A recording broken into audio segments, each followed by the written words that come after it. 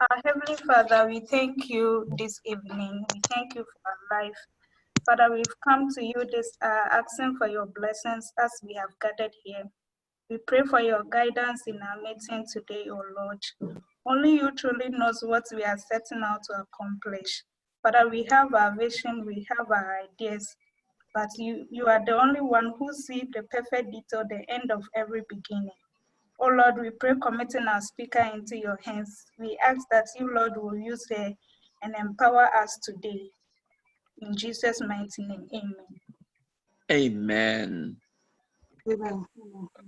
Okay, welcome to today's program. I'll invite Mr. Robert Appiah to tell us the purpose of today's gathering. Mr. Robert Appiah, if you are online, kindly tell us today's today's why we are meeting for this program. Okay, thank you very much, Mr. Chris. Thank you very much, Mr. Chris. Yeah. I welcome everyone to another episode of our mentorship program brought to you by Ghana Mission, Beijing, collaboration with NUGS-China. On behalf of our President, Honorable Felix,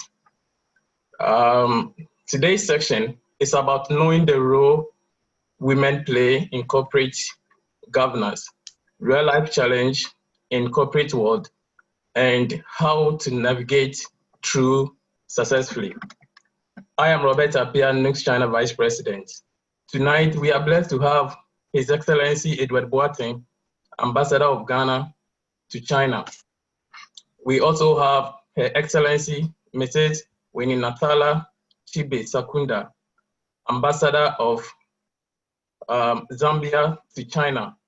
We have in our midst Mrs. Christiane Bokpe Adoveland, a corporate lawyer and the wife of Benin Ambassador to China. We also have officials of Ghana Mission Beijing, the neck of NUGS-China, led by Mr. Felix Ado. We have the executives of Global Union of Ghana Scholars, led by Mr. Mark Mensah. We have the neck of NUGS Ukraine, led by Mr. Mustafa Abdul Mumin. We have the president of NUGS Brazil, Janet Salis Nimo Mensah. We have Ghanaian students from Algeria and the Ghanaian students also from Russia. Ghanaian students in UK. We have all the chapter executives and provincial coordinators also here. We have our past executives. All the invited guests tonight, we are also having another episode that we have been given to you in collaboration with the Ghana Mission and NUGS.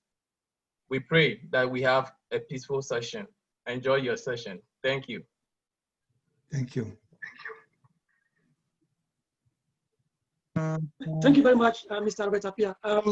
Shall we now invite His Excellency Edward Boateng, our father here, and then the Ambassador of Ghana to the People's Republic of China, to introduce to us the special guest of honor. Okay.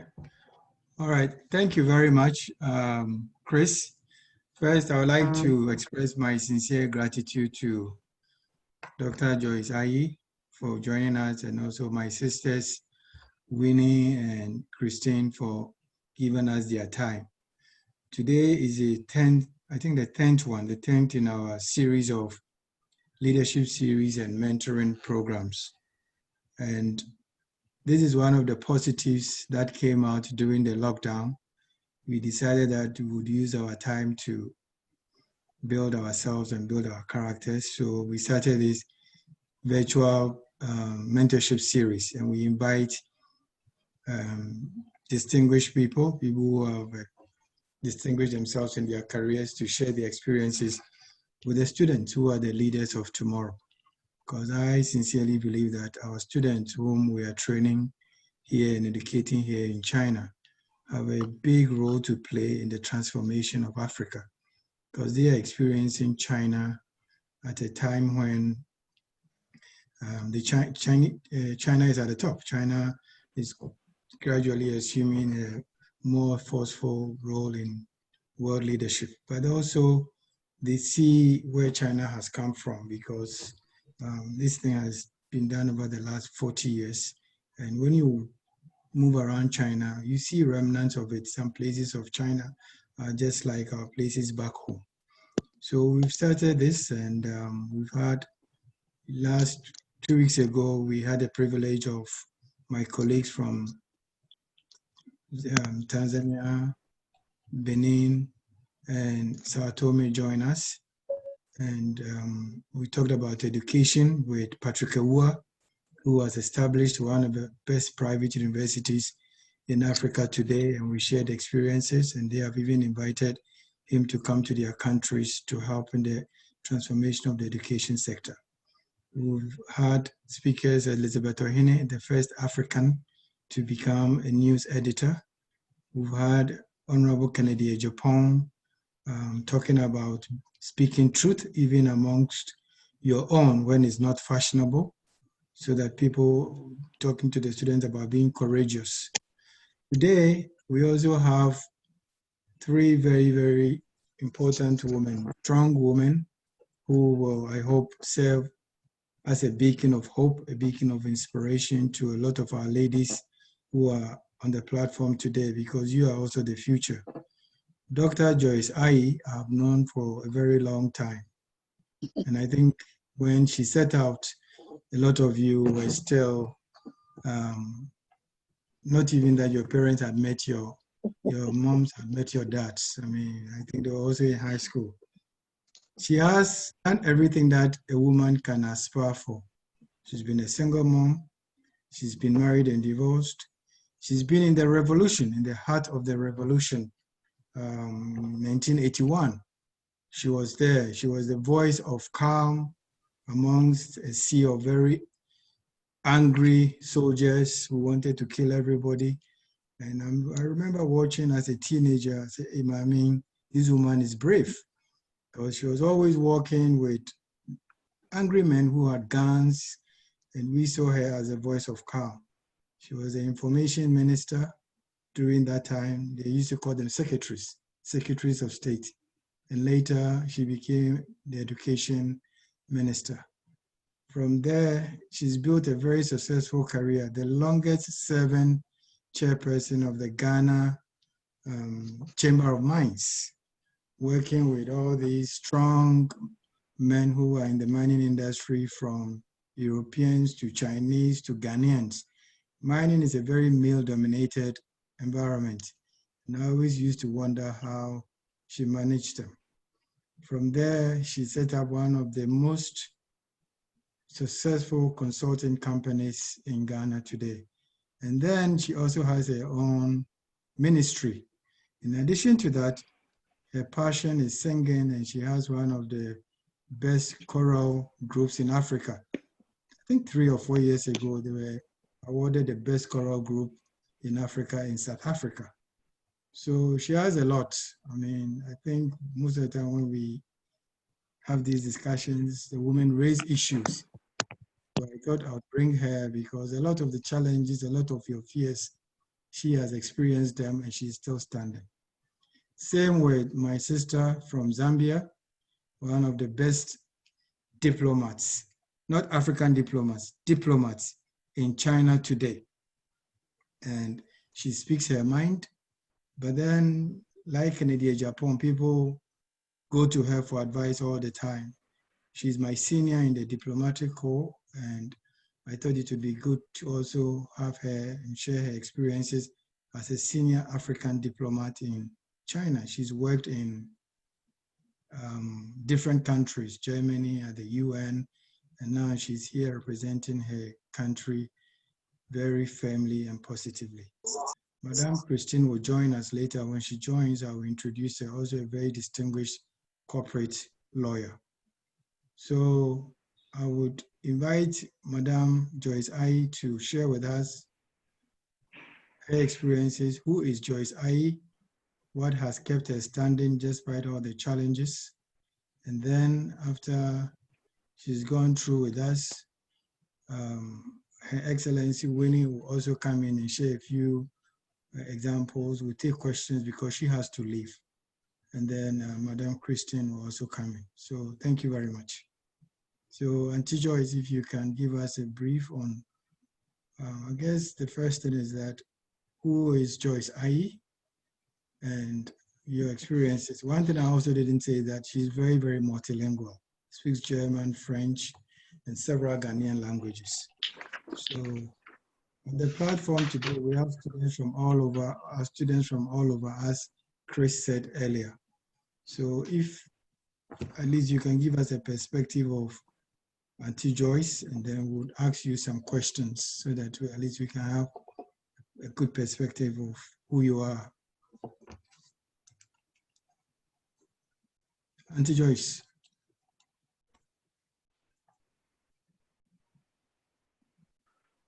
Hello? Can you hear me? Yeah, we can hear you now. We couldn't hear you earlier. Oh, yes, okay.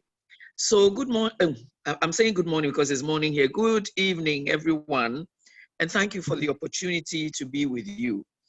I was asked to speak on women in corporate governance, but from the way things are going, it looks as if I'll have to be a little more flexible in what I'm going to say. Joyce Aryee, plain simple, young lady of 74 years, who is multitasking, and who I would say is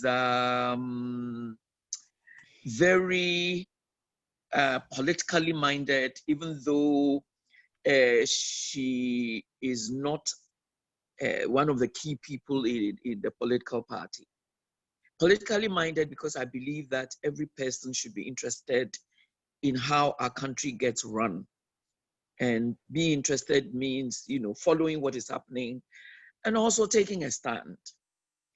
I also believe strongly in the Lord Jesus Christ as the only Savior and the one who can transform our lives through his word.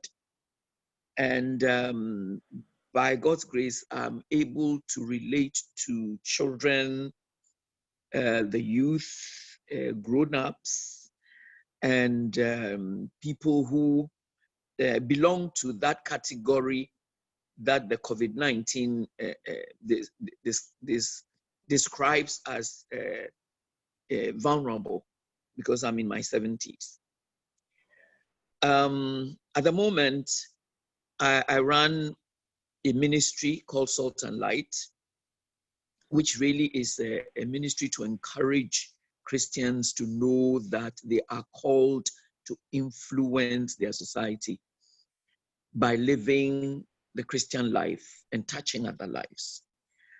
And also, I sit on boards. So I guess how a woman can be in the corporate world is not new to me.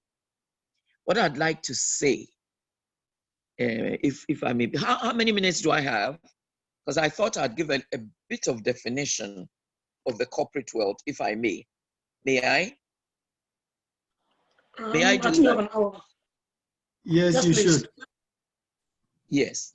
So the corporate world really is a place of societal and social power. In fact, there's a gentleman called Eugene Enriquez who says, and I quote him, "Power and desire games in the company." He wrote that and says that it is also a place of conflict between people as well as between companies.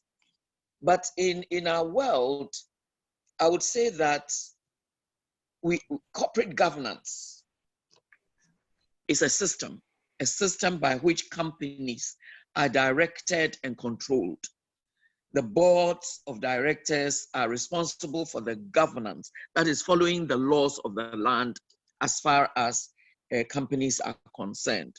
There are a number of things, but because I'm not the only speaker, I would skip them and later on send an email to HE, which he can share with you. But let me say that good governance in the corporate world is extremely important because it helps firms to improve performance, drive growth, manage risks, attract and retain investors, and weather financial crisis. And if there was a time that corporate governance is extremely important, I would say it's now, because of the economic crisis that COVID-19 has brought. And if we want to be truly effective, boards require diversity of skills, diversity of cultures, and diversity of views so that we can make smart decisions. Because we are talking about a women's role, let me go straight to what I think the role of us ladies should be. We want employment. We want recognition as ladies. We want equality. And these are the right things to do. And we know that we play a very important role because we have unique skills, we have unique qualities, and we have unique expertise. And so we are not just window dressing. We really need to participate fully. And so companies should actually nominate, select, and appoint ladies to participate in corporate governance and in the corporate world. Happily, here in Ghana, we have a lot of ladies who are chief executives, both in public sector corporate organizations, as well as private sector corporate organizations. Some of them have also started their own businesses and they're doing extremely well, not without difficulties. I do not believe that as women, we should be appointed merely because we are women. I think it's an insult to us. We need to be appointed to roles because we are capable. And so if we want to be in the corporate world, first of all, we really need to think about the kind of jobs that we want to have in our careers. We shouldn't just think that things will come and fall on our laps. We need to plan and ensure that we get involved. We need to learn about corporate organizations and what is required. Many of us, for example, do not know that there is a Companies Act in Ghana recently reviewed and passed, and that there are regulations that compel companies to do certain things. We also need to understand, number three, that there is a major difference between holding a government role for an organization and managing the day-to-day operations. Getting as much experience and accountability as possible early in our careers is very important. I know these days young people feel that at the snap of the fingers, things should happen to them. It does not happen that way. Ladders are not climbed from the first step to the topmost step. You need to climb one step at a time. The fourth thing is that as ladies, we need to embrace change. Right now, change has become very real. The COVID-19 crisis has meant that we need to be very savvy in the digital space, to the extent that we can even work from home. I mean, here I am, 74-year-old BBC. You know what BBC is? Born before computers. Having to learn how to do a Zoom meeting. These are things that we need to learn. And then we need to maximize the point 5, maximize our knowledge about finance. We don't need degrees in finance, but we need to understand and read profit and loss statements, balance sheets, and so on. Number 6, we need to understand the scope of our commitments on the board. Can you all hear me? Yes, we can. Yes. Number 7, we need to be honest with ourselves and recognize that if we are being appointed to any role in the corporate space and we're going to be part of corporate governance, then we need to take along some value to the organization. We need to provide some value. We should ask ourselves, what values do we take? It's not about how many degrees we have or the desire to serve simply for the love of it, but we must have some expertise, some skill sets, and the ability to work collaboratively with other directors. That's if we're sitting on a board. I know in Africa, we seem to think that whom you know is very important. It may be, but frankly, if you know anybody of influence who puts you on a board, the first thing you must do is to make sure that you don't disgrace the person. It means that whether you were handpicked by some owner of the company or the shareholders of the company or by government, you must ensure that you deliver. There are some benefits that women bring along, and I'll mention a few. Women are multitasking and multi-talented, and we can really bring great value to boards and to companies. The benefits are many to companies because not only would a company be bringing diversity, but some of the skills, soft skills that women have, such as being collaborative, being good listeners, and being less vested in their own personal goals and more vested in the greater goals of the company, are things that we really need to consider. These are some of the benefits.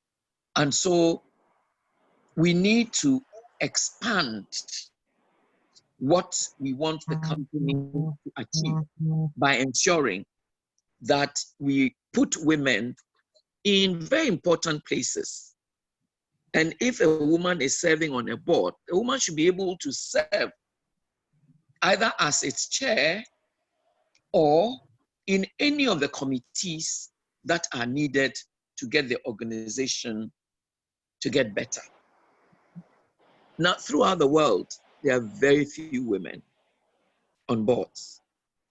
In fact, I would say that in Africa, our percentages are higher than even in Europe and America.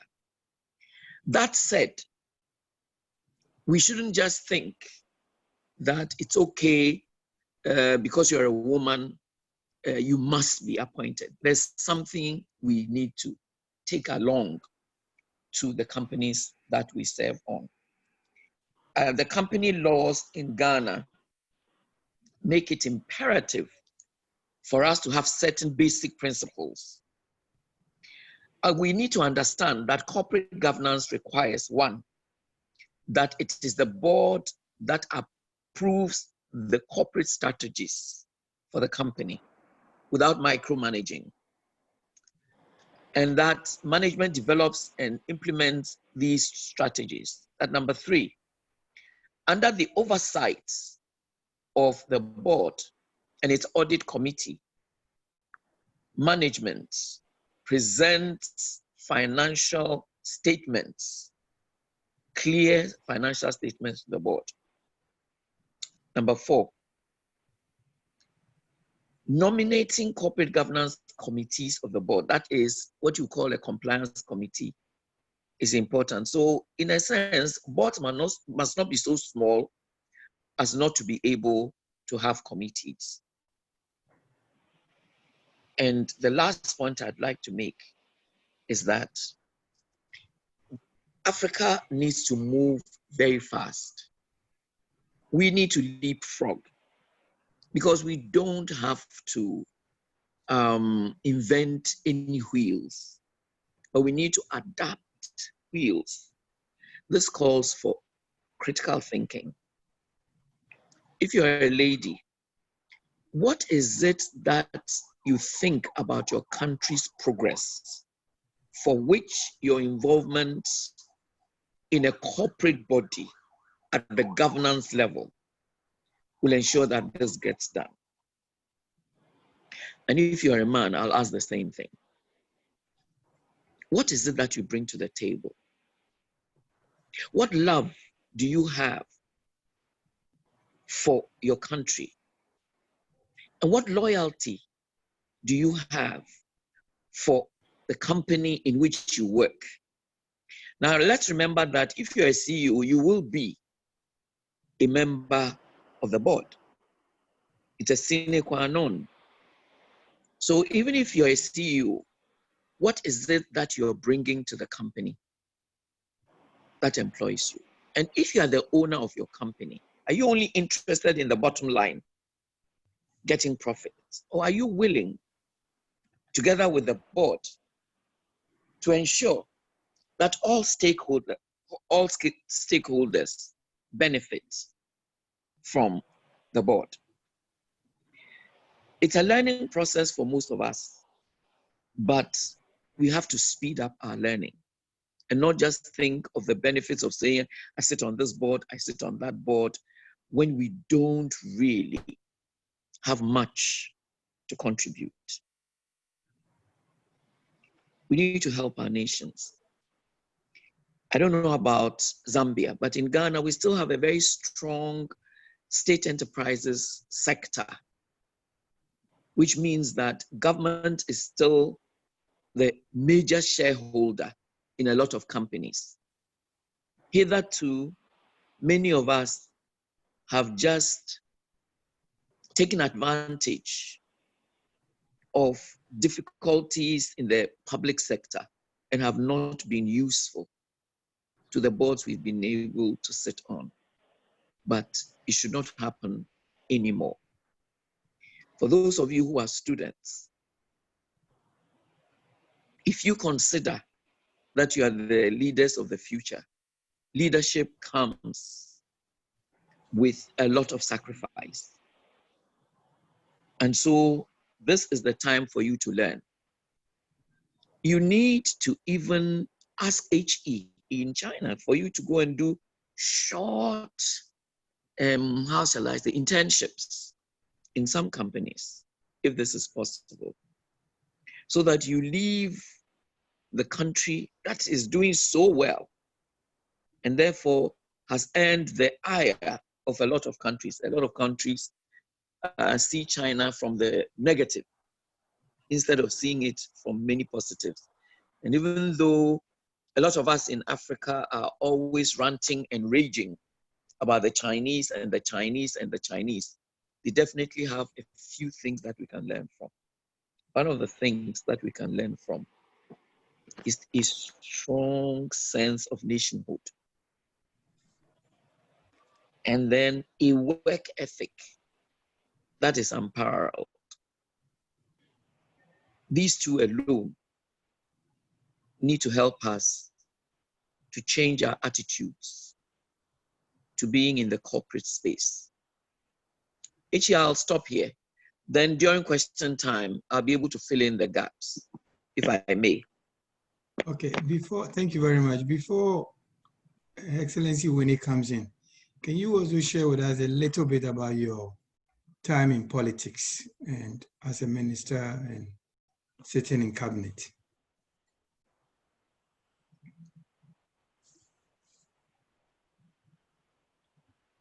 We can't hear you. Can you hear? Yeah. Now you can hear me, right? Yeah. Yes. You know, the period in which I served in government cannot really be equated with the partisan politics that we have today. Because at that time, it was military. There was nobody to tell the military what not to do. Having said that, I would say that I saw my time there as opportunity to bring my skills to bear on what was happening. When I was sent to the Ministry of Information, the government was very unpopular. I mean, let's not make any qualms about it. I don't think Ghanaians have ever liked coups. And most definitely, a coup come revolution where, you know, I mean, decisions could be taken without recourse sometimes to human rights and so on, or was not popular. But we needed to bring people along because it wasn't going to go away. So I remember one of the things that I was very firm on was to make sure that at cabinet, I would sort of bring a balancing voice. For example, I remember when there was a massive devaluation, I told my colleagues that, look, we need to go around the country and explain why we need to devalue. Many of them were not happy. But you see, you cannot treat people like they don't matter. If you want to run a country, you need to treat people with dignity. You need to consider them as worthy of your leadership. And so I remember going around, there was a lot of scare. In fact, we almost lynched in Kumasi. And it was a tough ride. We went to Tamale, we went to Sekendi Takrady, we went to Ho, you know, trying to explain that under the circumstances, the kind of economy that there was, devaluation was inevitable. But even with its inevitability, how do we get people to come along? Another thing that I also did was to earn the trust of editors, because the risk of not earning their trust was to have people from the seat of government writing articles and pushing down certain agendas to the newspapers, which was not healthy. Because if you have an editor who had no control over the articles that come into the papers, there would always be a recipe for disaster. So we used to have meetings every 2 weeks where I would share government's position and listen to them also share their own difficulties. And so it wasn't always easy. It was not always easy. I also needed to go around some countries to explain some of the things that were happening. I had to go to New York, Washington, D.C., Paris, Bonn, and London. In Bonn, we were pelted with rotten eggs and tomatoes whilst we went around explaining things. In New York, there were demonstrations and picketings and so on. But you needed to be bold and to say things the way they are. One thing I remember very much was, I think it was in Bonn, where somebody said, Madam, you need to be careful what you say because you don't want to be like Goebbels, that German Hitler's PR man. You need to be able to stand for whatever you said. And then I think he mentioned someone also who served in one of the Chilean revolutions. I'll never forget it. And that's one thing too that I would introduce to everybody. When you are in a position, you need to defend the organization, not based on the money you're getting, but on your true understanding of what the company stands for and what it can give to the country. At cabinet meetings, there were times that I needed to go there and get the agreement of the whole cabinet about certain things. I think there were just, at a certain time, I think I was the only lady in cabinet. And sometimes the men made fun of me by saying that, oh, they thought I was a man.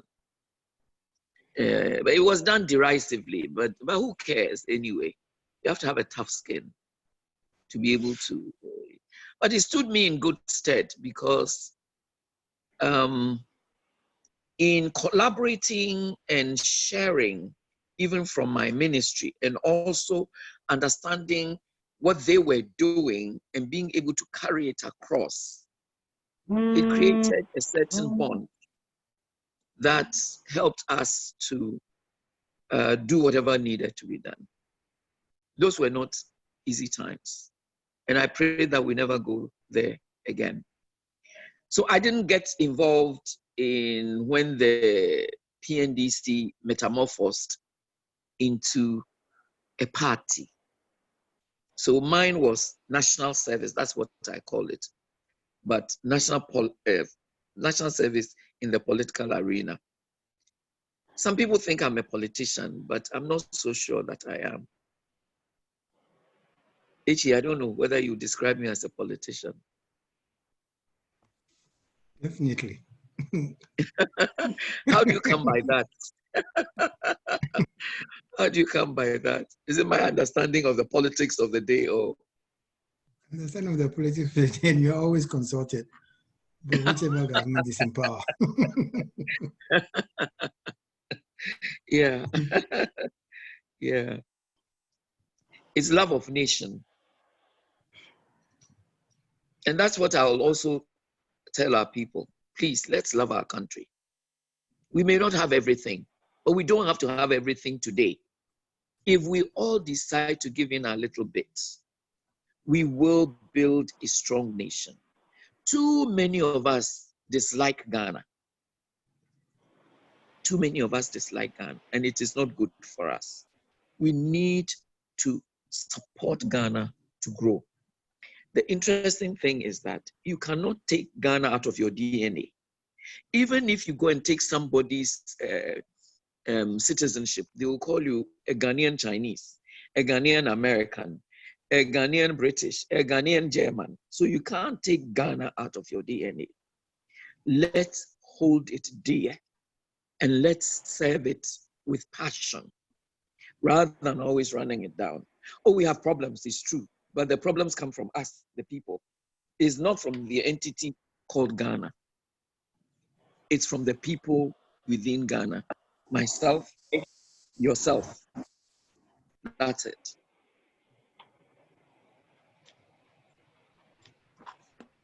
Very well said. Thank you very much. And I think at this point we'll call Ambassador Winnie to come in and also share her experiences with us as a distinguished civil servant and now ambassador representing her country in China. Ambassador.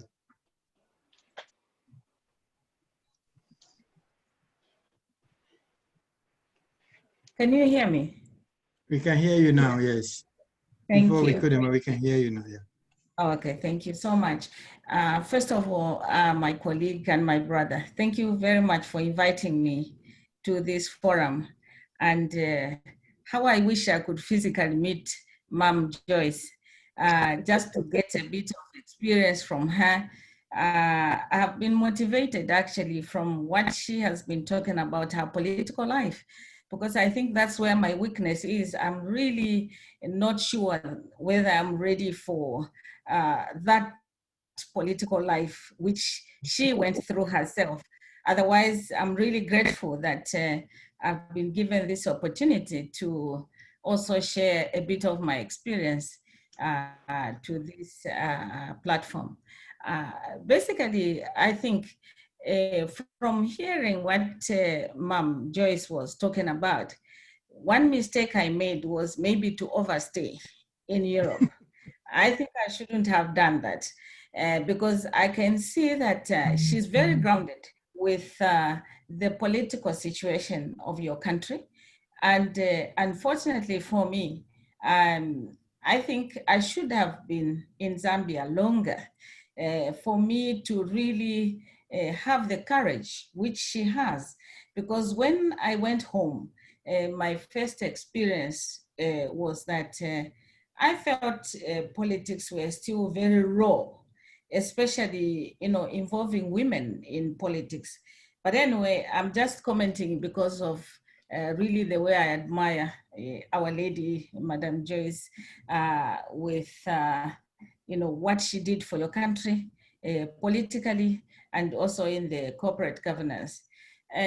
My first, I think, presentation is that for women, when we are to serve in the corporate governance, it's very important that we accept to do things we understand very well.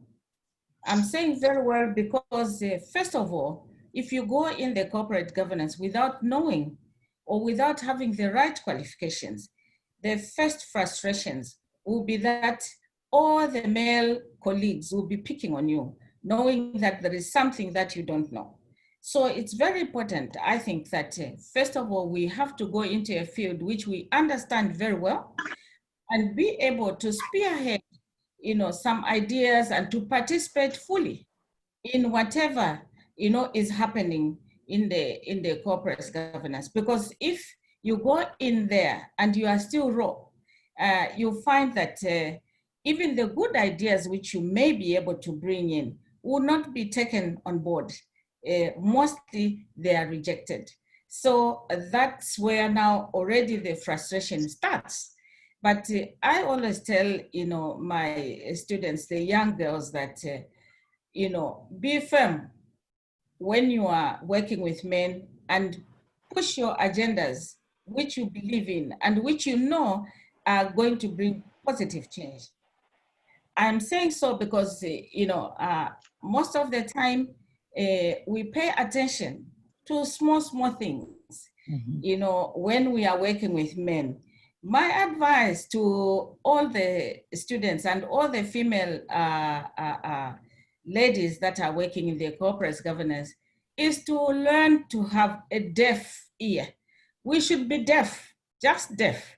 As long as you know what you are doing, just block all the other negativities which are coming on your way, because that way you will be able to push in positive agendas. And when you are going in there, don't show frustration. Just push your positive agenda, knowing that you have all the knowledge that it takes for you to be able to take whatever step you take. I know that even in Zambia, there are a lot of women who are very strong in the private sector and public sector of the corporate governance, and they have done tremendous things, really. And what I see in them is that they always try, not to feel intimidated. They always push positive agendas to the fore. Usually, when we get intimidated, most of us as ladies, you step back, but that is the biggest mistake one can make. What to do is to stand firm and just make sure that you make your colleagues understand where you're coming from with whatever agenda you have. I think also one other problem I saw with us as women, it's like we are apologizing for being with the male folk in our jobs. I think it's not fair for us to walk as if we are apologizing. We have to better contribute to whatever is happening in a positive way, because only that way we are going to be really accepted, in whatever we are doing. I know that we have to multitask, especially, for us as women. You cannot run away from the fact that you are a mother. For example, I have 3 boys, and I need to give them their space. I need also to be a wife because I'm married. So I need time for my spouse. At the same time, when we are working, I think usually we have that motherly touch. There is no way we can run away from it because it's God-given, actually. And I like, the fact that Madam Joyce is really has also a ministry. So really the Christian part of her life, I think, has also contributed a lot to her personal achievements. Because if we sideline issues of Christianity and understanding where we are, our role as mothers and so on, I think, you know, we would not be able to achieve what we have achieved so far. And, you know, sometimes when the male folk are working with us, we feel, you know, that they are sidelining us in certain issues. But, you know, we should have enough courage to talk to them because they are colleagues anyway. So I have learned really to confront, you know, my colleagues in whatever I've wanted. And it has turned out positive because I go there with a positive attitude and not a negative attitude where I'm saying, because I'm a lady, maybe they will not understand what I'm saying. But when I go there and I talk to them, you find that they're very receptive. So I think we have to, first of all, work on our own attitudes as ladies. We have to have a different attitude, a positive attitude, where we are really, you know, embracing what our colleagues are doing.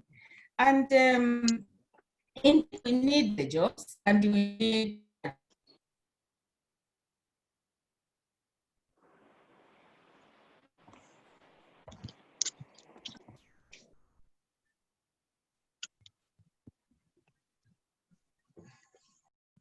can hear you. what, sorry, can you hear me? Yeah, we can hear you now, but I think we lost you for Yes, about please. a minute.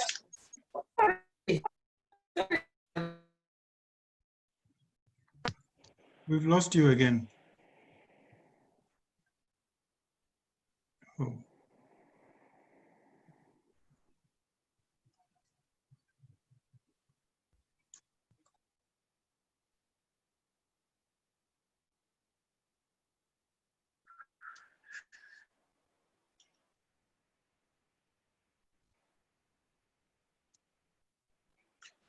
Okay, also wait for the Ambassador Excellency Winnie.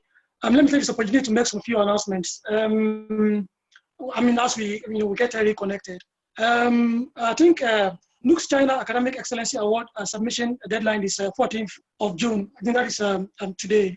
And then there will be an upcoming online seminar on position, which is on the positioning your LinkedIn profile for career success. Date is the 21st of June 2020. And also there will also be an upcoming online seminar on academic writing workshop.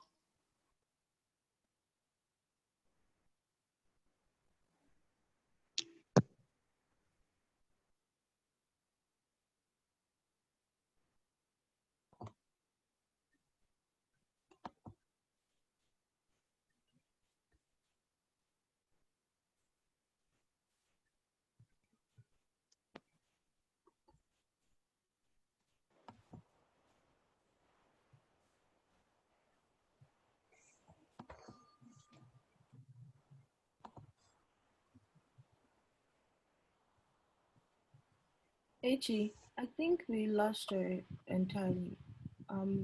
Do we go on with Rev Dr Joyce Aryee, and then when she comes back in, she can jump in? Okay, maybe we should go to Madam Christian because where she left off talking about family and work, combining the family and work, she can also come in on that because she's a distinguished corporate lawyer in Benin and also the wife of the ambassador here has 4 kids. How is she able to juggle all? Then we'll take questions and go back to Madam Joyce. So, Christian, if you are ready. Yes, I am. Okay.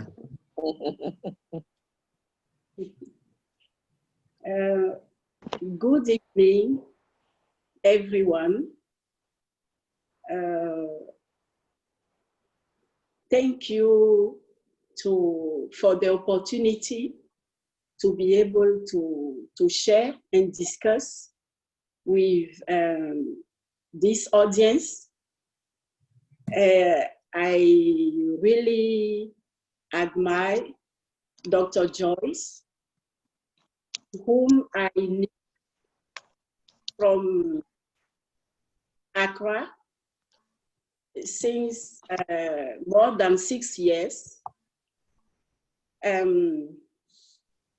Let me present myself. My name is Christiana Dovelande. I'm from Benin Republic and the spouse of the ambassador of Benin, China. I'm a corporate lawyer by background, but my professional experience was more as human resource manager and in the area of administration. And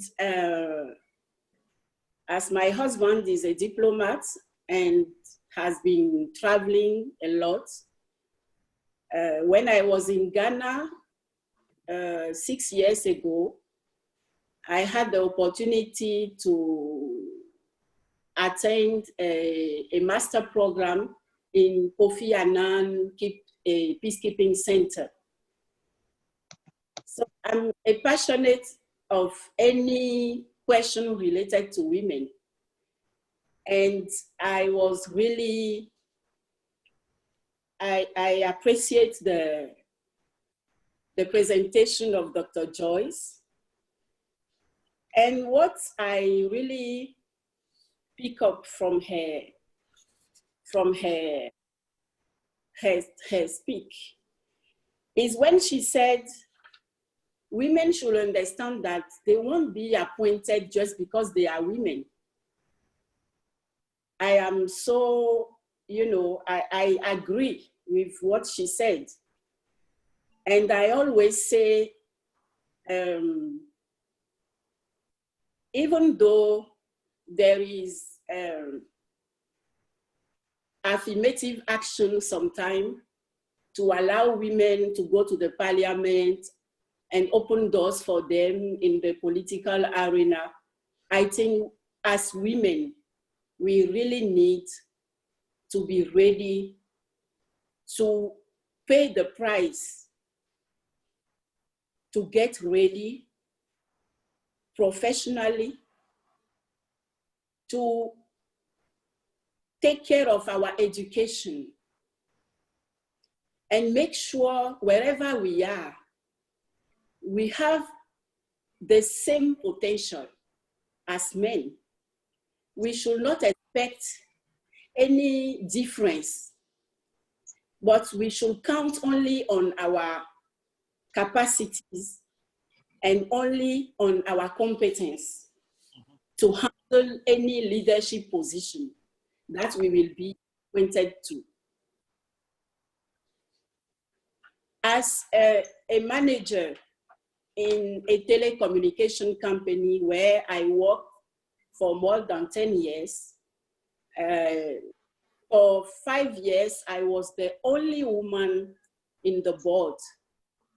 And it has not been an easy task, but it was a good training because I was really facing so many challenges. And I agree with Ambassador Winnie when she said, we should be careful not to be too emotional because people always try to destabilize us by manipulating our emotions. So we need to be aware of that. And as a human resource manager, I was confronted to a situation whereby my general manager and I did not really have, the same point of view. And in fact, I was so shocked because my profession, my job was to bring some humanism in the tough life of corporate, in the tough corporate life. I put on myself to be able to make every process of departure, like to make it social, to take into account people's feeling, even though they have to leave a company, even though maybe they fail in some areas. But my main concern was to be able to bring humanism into the tough system that was used sometime in corporate life, where people don't even want to give their workers time to take care of their family. And I was in the field of telecommunication, where not taking your phone when you are called during the weekend and at any time could be a fault. You could be sanctioned for that. So no private life, no peace, no rest. You were to be working 24 hours on 24 and every day. Concerning women in politics, for a long time, I have to say that I was not able to support women in politics. Why? Because I was always weighing those women not on the courageous decision to go into that area, but always maybe on the fact that maybe they did not succeed in their family life, maybe they did not have the morality that according to me they were supposed to have, and these kind of things. But after I went through that training in gender, peace and security, I realized any woman who tried to go into some areas that were closed to women for a long time need to be supported by all means, because the way is long. We have a long fight to make, and even though statistics may make us think we are moving forward, there is still a lot to do. So that's what I can say by now. And I will wait for the time of question and answer to ask some questions to my fellow sisters who spoke before me, and also wait for any question that could be addressed to me. Thank you. Thank you very much, my sister. Thank you. That was brilliant.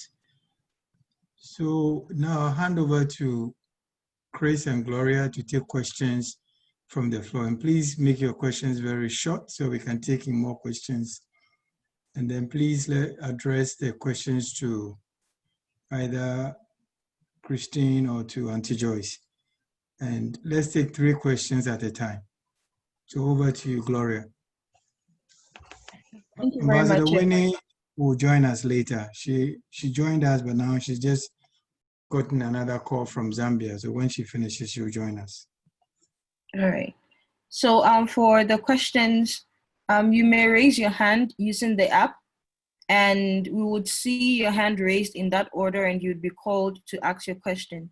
Please keep it under 30 seconds, maximum 1 minute. And I can promise you I will check the time. And if you go beyond 1 minute, you will be muted. So for now, okay, I'm gonna check now. Oh, Collins from Beijing, your hand is up.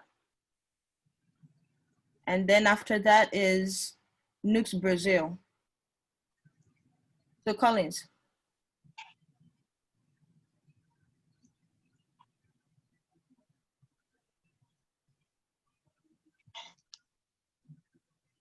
Collins, you're up. I can't hear you. Okay, let's go to the next person. So the representative from NUGS Brazil, please, you may go ahead. Okay, good morning to everyone. My name is Janet Salis. I'm the president of NUGS Brazil. And I want to say thank you to the president of NUGS-China who invited me. And definitely I'm finding this very interesting, educative.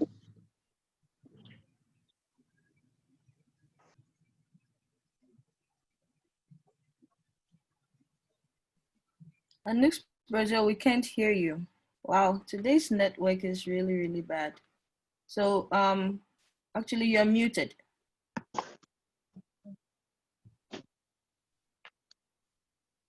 Can you please go ahead now? Yeah, I can hear some noise at the background. It's really, I don't know. Hello? You may type your question and send it to me, and I will ask your question for you, if that's okay. Moving on to Tina. Hello, can you hear me? Yes, please. Yes, we can. Okay, my question is, last year I happened to teach Tina, in please China. introduce yourself. Introduce sorry. yourself. Okay, I'm Tina and I'm a worker in China. Okay, I'm from Ghana. I realized that last year I was teaching in one university and I realized financial education is taught in every Chinese institution, plus communication. But most of us from Ghana do not have some of these skills. So moving forward, how do we help our graduates to acquire the skills? Thank you. Hello? Thank you. Thank you so much. Do you have a specific person you'd like to answer this question? Yeah, I think Dr. Joyce Aryee. Okay, since we already have one question on board, if I may add one. So the Ghana Chamber of Mines is the main mineral industry association in Ghana. And basically it's the umbrella body that represents the shared interest of companies involved in mineral exploration, production, and processing in the country. Can we say as a country that these mining corporations have helped in developing the communities in which they operate? For example, Obuasi and Pristia, which are still not developed even after several years of mining. And disclaimer, I live in Obuasi, so this is to Rev Dr Joyce Aryee.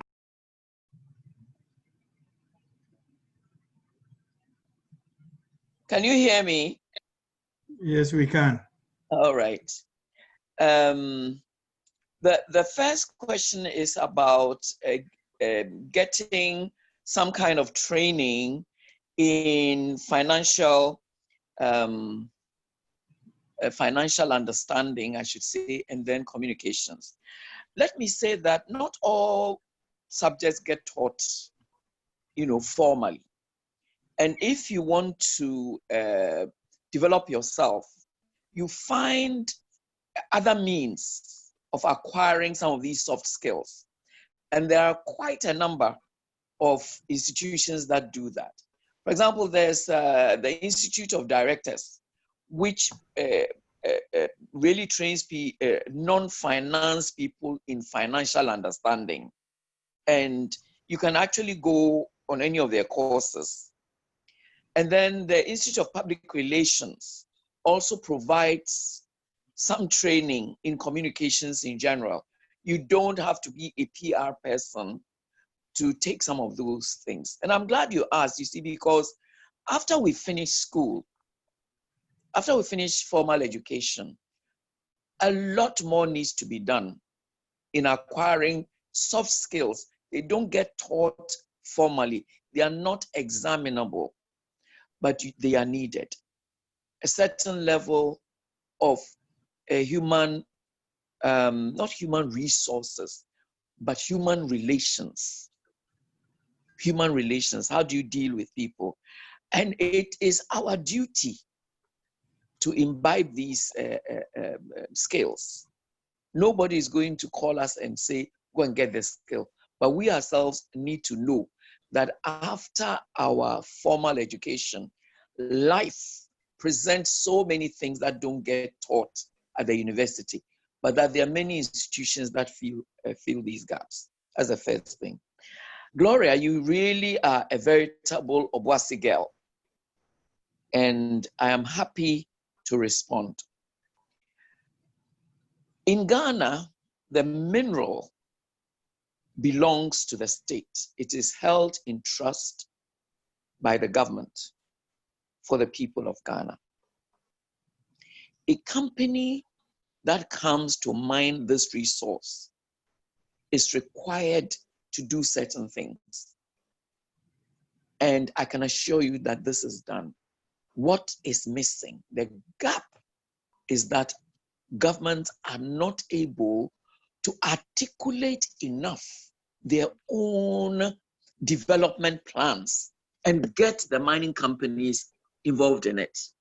Surely, you cannot expect a corporate company to come and develop a place without invitation. So if they are told, let's say, to do some corporate social responsibility, naturally they'll do what they think is the easiest course. But if at the time, and these are some of the suggestions I made when I was at the chamber, if at the time they were going to be given a lease, they also had the development plan of government, which required them to get involved in some of these plans. It will help. Because you know, at the district level, it is the district assembly that is involved in development. And they really must be able to liaise with the companies. Unfortunately, our people are only interested in money. I'm sorry to say this. Sometimes you even want to undertake a project, they'll say, give us the money and we'll do it. And it's not very good. As a chamber, they're still working to get this relationship right. And with Minerals Commission also to get it right so that Minerals Commission will indicate when the lease is given. A lot of us say, why is Johannesburg like that? Let me tell you one secret of Johannesburg. The lease for Boise, the same size of lease, had 30 mining companies working on similar lease in Johannesburg. You know I'm right. Yeah. So if 30 companies are working on the same site, a similar site, you can imagine how much can be done rather than just one company with the size of lease that Obuasi had. Even with their best of intentions, they could never cover every ground.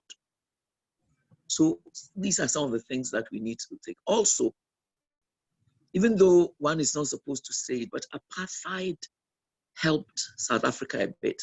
They had to find ways of making their own machines or linking up with countries that were willing to trade with them. They had to find their own way of establishing a bourse where people would invest and so on. So having to do things on their own because of the serious sanctions also enabled them to do far more than we are doing. The third thing is that the state decided what kind of development they wanted for a place like Johannesburg. So you can see that it's not all the other mining companies, mining towns that are as developed as Joburg. There was a deliberate decision to make Joburg a financial hub. And so all these decisions helped. It's time for us to also take such decisions. What do we want Obuasi to become? Let's say even in the next 10 years. What is government's plan? And how does the mine fit into that plan? And what are the steps the development agencies will take to collaborate with the mining company to do it? Because you cannot tell a company you are taxing to take care of all your development needs. Gloria, I hope I've answered your question. Yes, please. Thank you. Yes. So as an Obuasi girl, you have to be vocal about some of these things, right? Okay. Yeah. Thank you. We received a question from Collins, and he says okay, so I'm just gonna call the names out. To Dr. Aryee, to His Excellency, Your Excellency, and basically all the dignitaries we have here. What are your advice to young ladies who are quick to jump in as their rights as women and basically don't know their responsibilities? And he explained that to mean, you know, when you have responsibilities come with rights. And so we shouldn't just say that, oh, I'm a woman. And so, you know, just be quick to throw that out there without facing the responsibilities that comes with. And a second question from Clement from Nanjing. His question is, women are mostly given positions through politics in Ghana, and yet we hardly see changes, although there are some exceptional cases to this. Basically, what can be done to maximize the effort and benefits from our women in positions and in power in our country, Ghana? Those are the two questions we have now. So I'll suggest that Madam Christine takes the first one, which is championing as a human resource expert on the woman, and then Auntie Joyce can answer the second one in terms of women in politics in Ghana.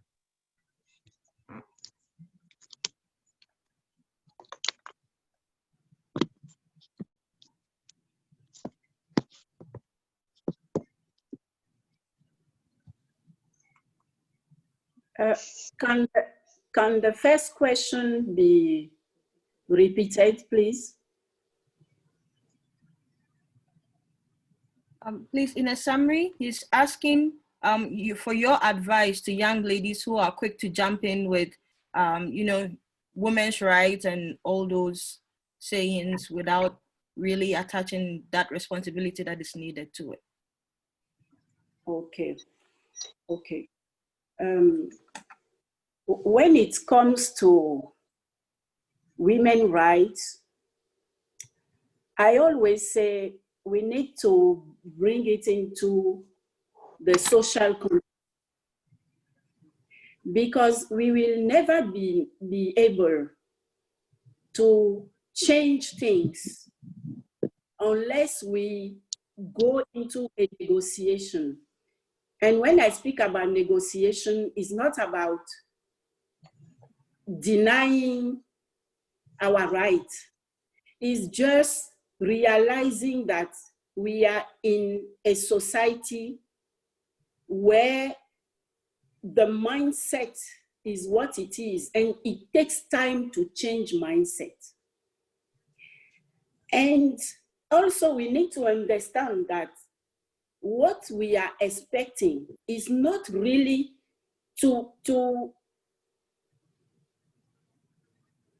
we are talking about equality, right? But we need to understand that women are not going to take men's place.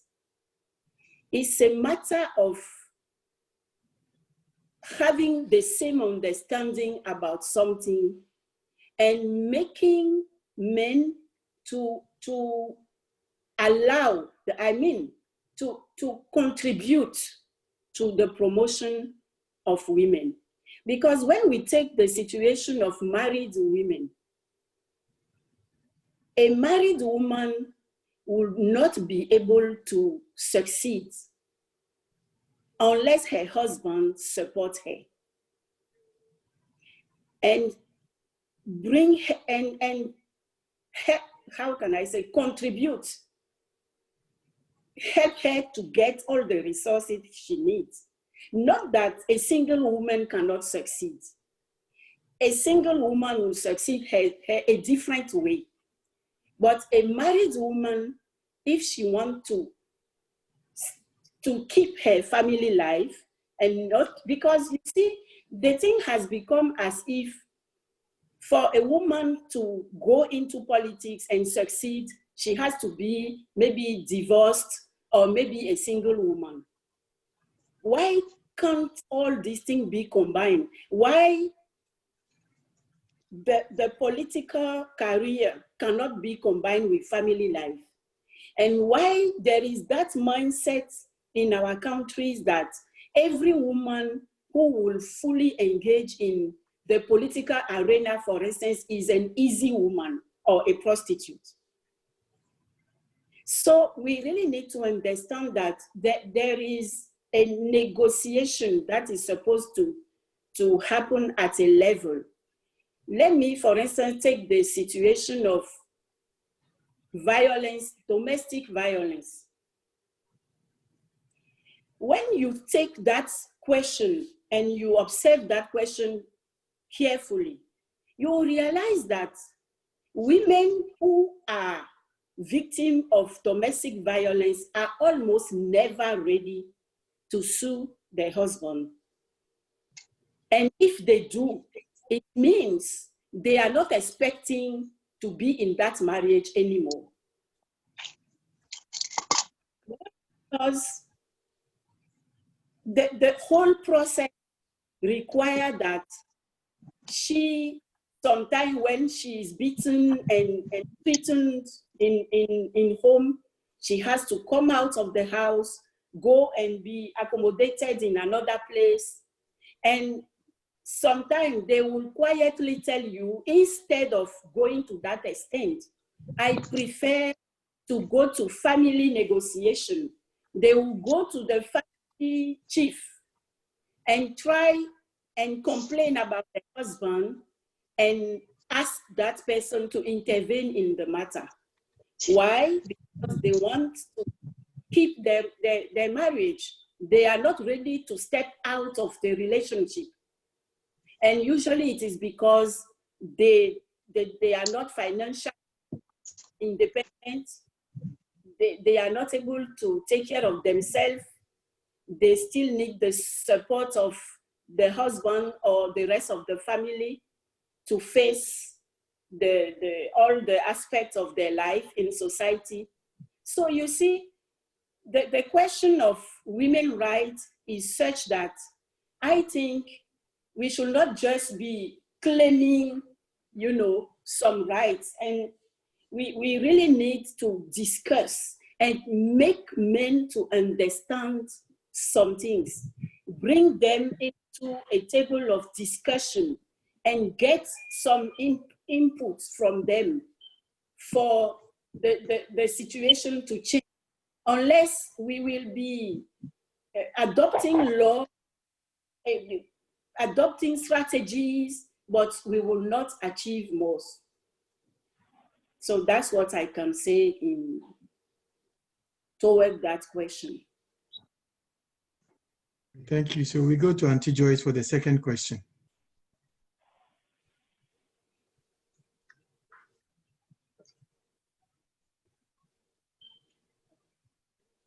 Can you hear me?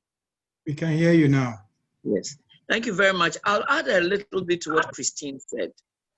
I think it is important for us to recognize that the world is made up of men and women, and that actually the men are losing a lot if they don't ensure that all of us, men and women, bring our brains, our strength, and so on to develop our countries. Anytime we think only one side should do it, we create an imbalance. In fact, there's a Chinese saying that women hold half the sky. It means that going forward, we have to make sure that life is about human beings. Never mind the sex of the human being, whether the person is male or female. I think it's very important for us to begin to think about that.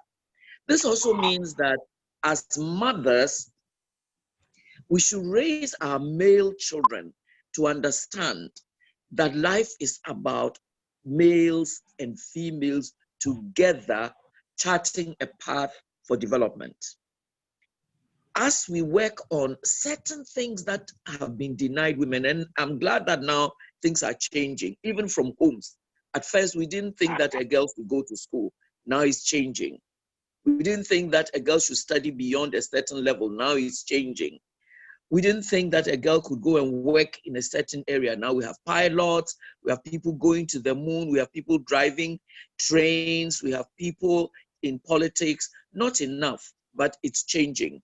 And we need to get to that balance where all of us are bringing our knowledge, our skills, our strength to make our countries develop faster. There is a responsibility to every right. And as women should also recognize that even when there's an affirmative action, it's not just going to be easy. We need to prove that we're capable, as Christine said, we're capable of making contributions. Having said that, I don't agree that most positions are politically given. We have a lot of companies that are not owned by the state. Banks are not owned by the state. Some companies, there are many companies that are not owned by the state.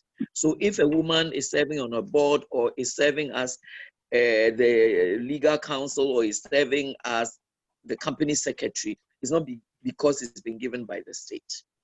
Having said that, every woman who's given an appointment must prove equality.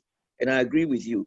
If you're only going to accept it because it is there to be given, you're not going to do yourself any good or do other women much good.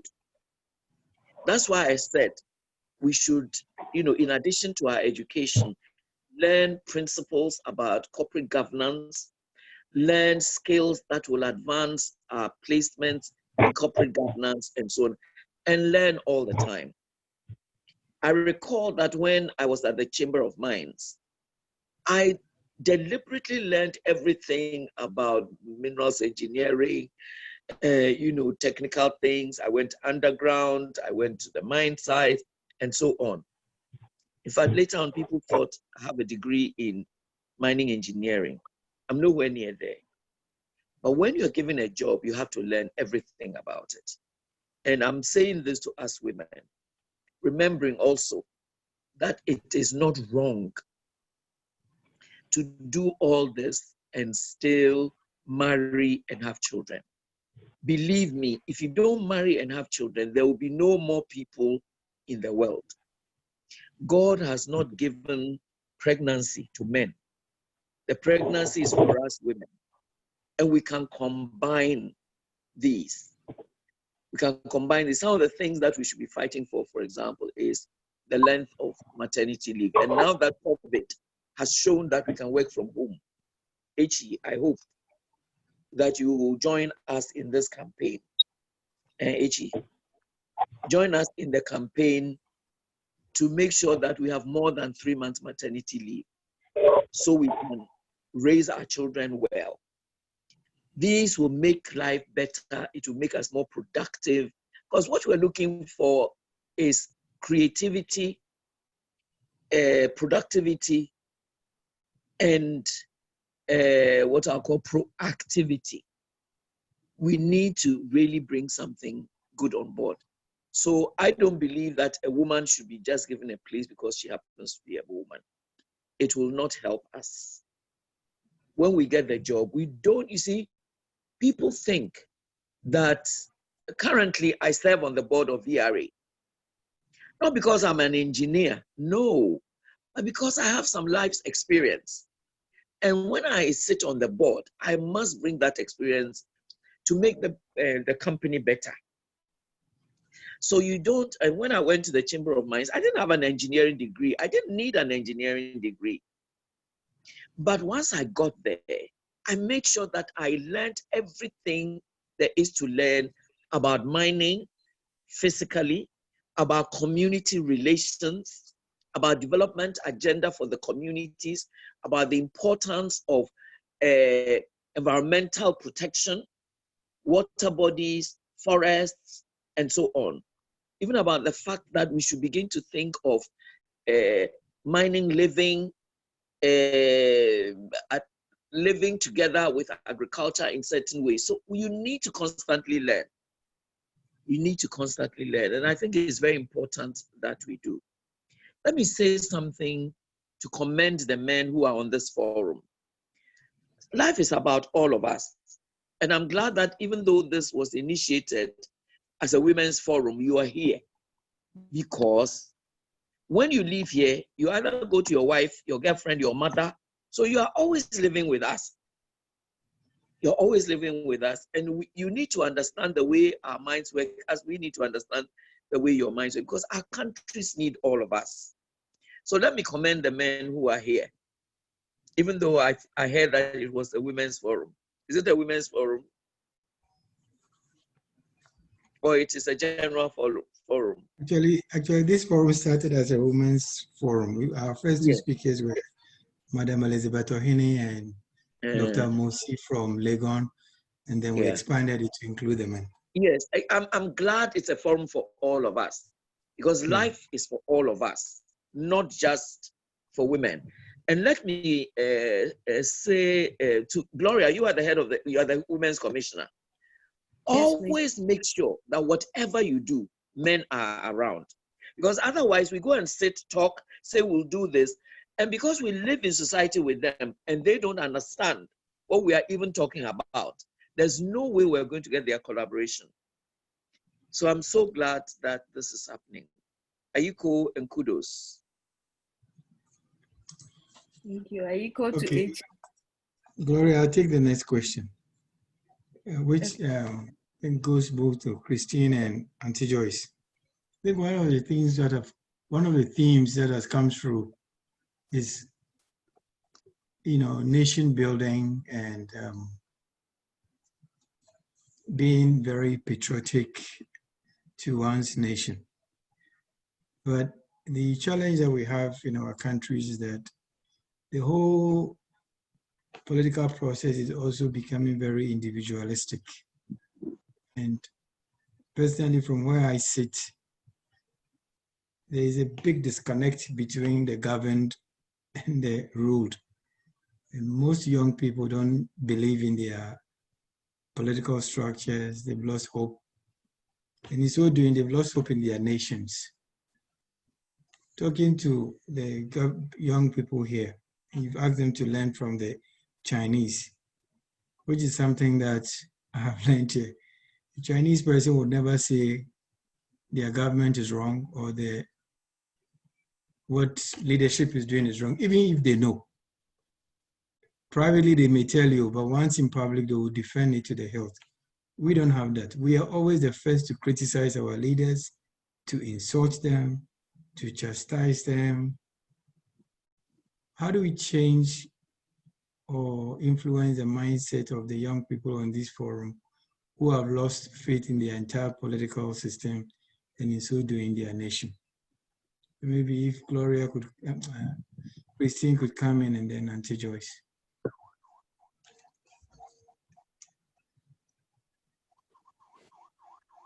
Thank you, Mr. Ambassador. I think the attitude of young people towards the state will always be according to what they are getting from the top. I'm glad you gave the example of Chinese young people, because this is a strong state. And even though they may be autocratic and whatever, everything is centered on human being, taking care of men, taking care of human beings,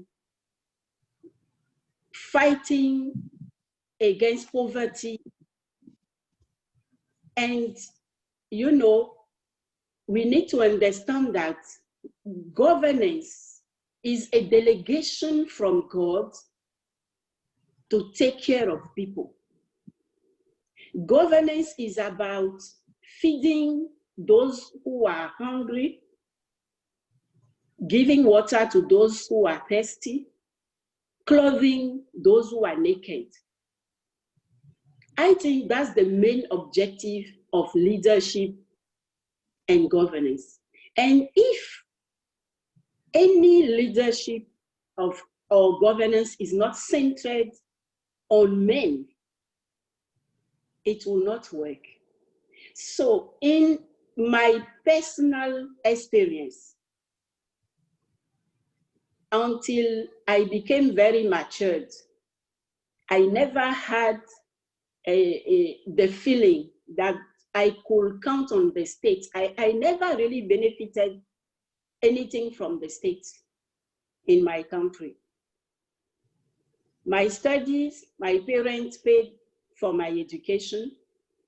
Maybe because I have been working more in the private sector, I was not a civil servant.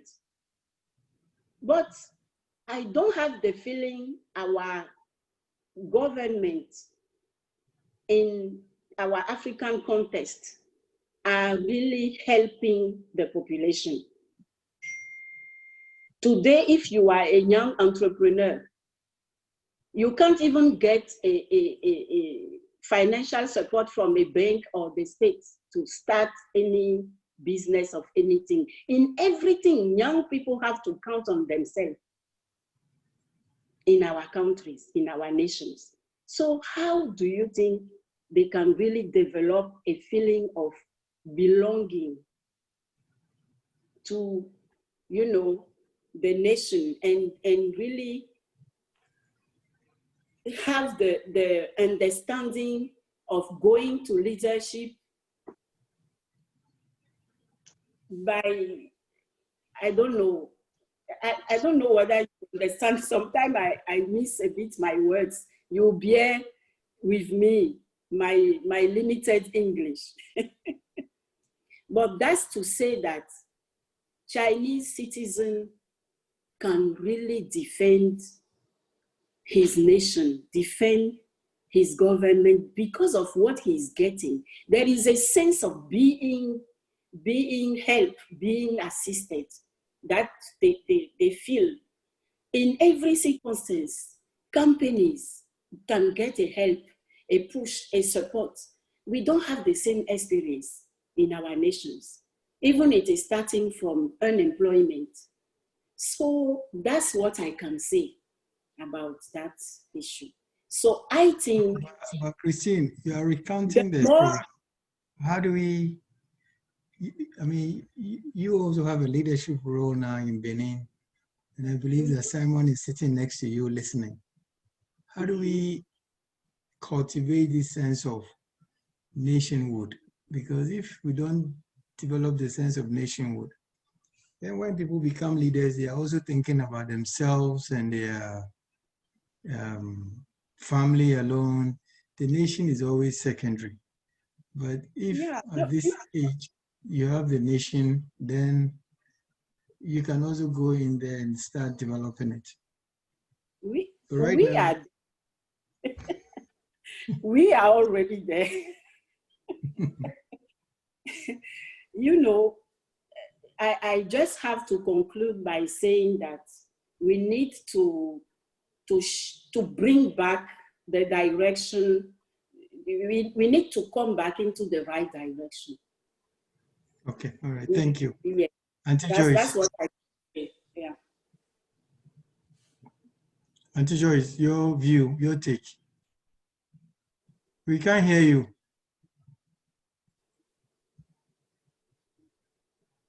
Sorry, can you prompt?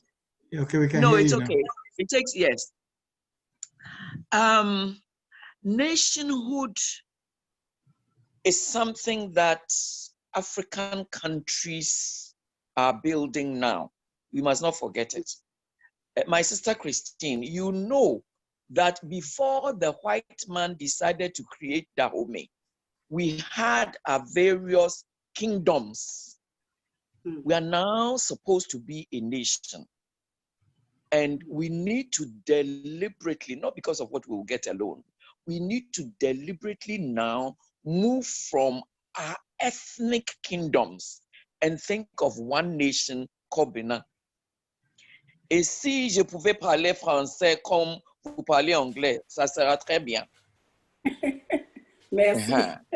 Oui, vous parlez très bien. So Merci. the thing is, we need to intentionally get people to appreciate that now we have a country called Benin, Ghana, Cote d'Ivoire, Nigeria, whatever. And that it is the people, starting from children. Sometimes we parents don't help. We complain so much. We pass it on to the children. We pass it on to the children. And also, nationhood is not always about what you can get. If you take each of our countries, even the fact that you live in relative peace, even the fact that there's a road to drive on, even if it's filled with potholes, even the fact that most educational institutions are state-run and not privately run. In fact, in Ghana, most educational institutions are run by the state. And I must say that under this regime in Ghana, a lot of the things that Christine is talking about are being done. Long before then, primary school was fairly free with a few problems, but I think that the sense of nationhood must supersede the sense of the individual gain, because it is when we begin to think this togetherness, this is where I belong. Christine, can you imagine if your children decide that because you cannot send them to a certain school outside, which is their choice, you're not a good parent? It will be very sad, because in a sense, you have to think of yourself, and then you have to think of them, and you have to think of your extended family, and you have to think of other things. But if we get your children to know that, look, my allegiance is to the home I belong. It may not be a perfect home, but my allegiance is there. That is the sense of nationhood we need to build. That each of our countries is far from perfect. And in fact, we haven't even reached the sense of nationhood that China has. Because China has always been a monolithic state under emperors. It never was carved out as Africa has been carved out. So they have an advantage. The work ethic is the same, a strong work ethic. They believe in hard work. You can see how they work hard, even in villages where there was no water. It's only since 40 years ago that the Communist Party has taken this deliberate decision to ensure that capitalist elements would come in so that it will open up the state. So it is deliberate. We have to be deliberate, which means that the political polarization must be broken. And it cannot be broken by the few interested individuals who are pursuing their own agenda. It must come from us, the voters. If we choose not to vote for those who are only interested in their pockets, it will begin to make a difference. You know, when it's getting to voting time, they'll come and promise us the world. But after that, they know they cannot deliver. But you need governments which can deliver, no matter how slowly. We need governments that will talk more of, look, we are in this together, and show also that we are in this together. The free education that we have in Ghana for senior secondary school, at no time It's government saying, you, these people in this region, this is your favorite party, and it is not my party, so I won't give it to you.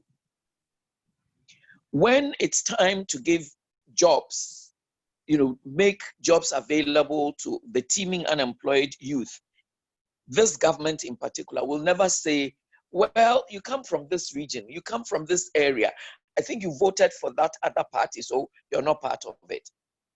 It comes at a cost, because sometimes the party of the ruling party will say, oh, you're too generous to the whole country. But that is how it has to be. Because when you're voted as president, even if you got one more vote higher than the party that did not win, you become the president for the whole nation. And you must work as such. And so we must build institutions that teach our children right from class 1 about nationhood, about patriotism, about belonging together. How can we all travel to somebody's country to make those countries better when we can also give the same service to our own country? I feel very passionate about the fact that it has to be deliberate. So all those of you studying in China, make it a point to come back home. The fact that you come back home does not mean you're going to get the topmost jobs, but your presence will make a difference. Your presence will make a difference. Go and learn all you can and bring it home. Get involved at various levels of decision making, and let's build a good Africa. Let's build a good Africa. Africa is made of how many? 51 states or 53? 54. It's 54. And it's time for all of us to be, helping to buy things that we produce. This person will close the border. You can't come here. And that one will say this, it's time to change. But first of all, let's start loving our own nations. Loving our own nations is all we have. As I said, you're a Chinese Ghanaian or Ghanaian Chinese, even if you have a citizenship. And if you have the citizenship of France and Christine, they will say, la Dame de Benin. And Beninoise, Français Beninoise, n'est-ce pas? That's how they'll call you. Beninoise Français. Let's be proud of our country. It may not be the best, but it will become the best as we all work together for that. Yes, Echi. Okay, Gloria, I've seen that Ambassador Winnie has come. Okay. Christine, go on if you have a question. Yes, as Dr. Joyce was speaking, I remember that when I was in primary school, we used to have patriotism and civism and some specific programs to raise that feeling of nationalism from the grassroots. And today I realize this kind of orientation is really out of our education program. So I think that was also something that helped our generation to build our nationalism, our feeling of belonging to a nation. That's what I wanted to add. So that's also something that we need to take into account. We have to add that aspect to, at every education level, we have to take it into account. Thank you. Okay, Gloria, we have Ambassador Winnie is back with us. So if she can also comment on the nationhood and briefly give us a few minutes on where we left off. We have 5 minutes. And now that a lot of questions are also coming in from in the background, so I do not see. Okay, I see her. Please, Ambassador Winnie.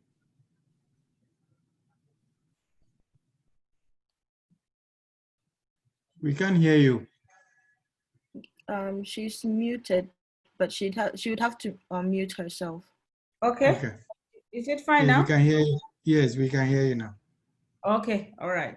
So you wanted me to comment on what exactly issue?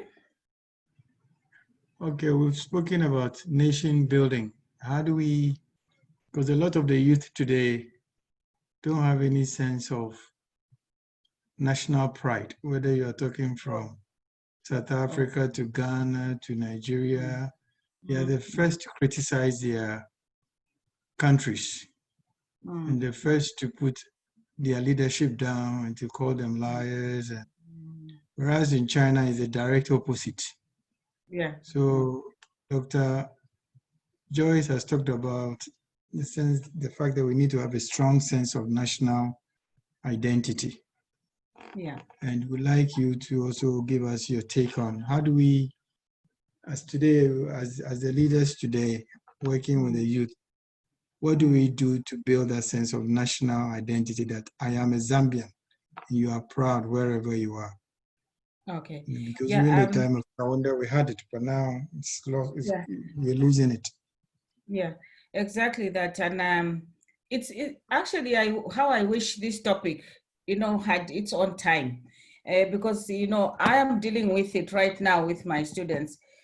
Unfortunately, as my sister was saying, from Benin, our children, I think they need to know how our forefathers fought for the freedom of our countries, for us to have a belonging, for us to have a nation to go back to, for us to know where our roots are and where we are going to be respected. I think we really need to find programs that can teach them nationalism and also the respect for our leaders. You see, there are many platforms that we can use to address issues with our leaders, but it doesn't help if you have to just go on the platform and insult them. It helps if, in our understanding, we bring our leaders to the table and we discuss with them amicably our issues, because right now our youth, most of them, as Madam Joyce said, us, we are BBCs, but their advancement needs to be matched with where we are, our old generation. And I think there is something that we have lost of our culture. We need to have a strong, rich culture, which makes us reverse sometimes the way we address our leaders, and also sometimes, of how we should feel about being a Ghanaian or being a Zambian or being from whichever country in Africa. So I feel that, our youth, there is something which we missed, I think, for us in our generation, which we didn't pass on to them. You see, because if we had passed it on to them the way our fathers passed everything on to us, that way maybe our youths would have that, respect, and also that patriotism. And also sometimes they should learn that, if you are not patriotic enough, it's very dangerous for us, especially when you are abroad like here. You really need to have this patriotism where you are proud of your country. And also, it's not about tearing your country in the public, which can win you fame. We should be aware, our youth should be aware that the more you tear your country apart, the more vulnerable you are to the people that are living with you, wherever you are. So really for me, being a Zambian and respecting that I'm a Zambian is very key. And we should just impart it in our youth, and they should know where they belong, and that they should really, honor and respect the leadership, because we have the ballot boxes where we can change leaders. So it's not good for us to go out there and start insulting them. So I think that really that's my take in that aspect. I wouldn't encourage anyone to address a leader in public. You know, there are many forums that we can use, you know, and for me, if someone was to tell me today that I'm losing my nationality as a Zambian, I will certainly, you know, feel like they have already killed me. You see, so this is the feeling that we should impart in the youth, that without you having a country where you belong to, it's like being as good as dead, you know. Thank you. Thank you. So our time is up. Maybe we'll ask permission from Dr. Joyce, Ambassador Winnie, and Christine to maybe take 2 more questions, and then they can give us their closing remarks. So Gloria. Okay, there are a lot of questions. I'll try to merge them into one. So from Vivian, Michael from Budapest, and Elom. The first question goes to Auntie Joyce. They would like to know, can women really have it all? Basically, we start fighting for equality between men and women, and as a matter of fact, we're nowhere near there yet. But now the responsibilities of women now beginning to skyrocket. We're career women, wives, mothers, role models, etc. Can we really have it all? And also, she says, you've achieved so much, it's remarkable. And she'd like to know, what are the compromises and trade-offs that you have had to make personally? She'd also like to say that from your earlier submission, she picks up that you believe in equality between men and women. But now many people cringe when they hear the word feminism. Are you a feminist? How do you relate to the term feminism? I think that's a lot. So maybe after she answers that, then I come in with the next one.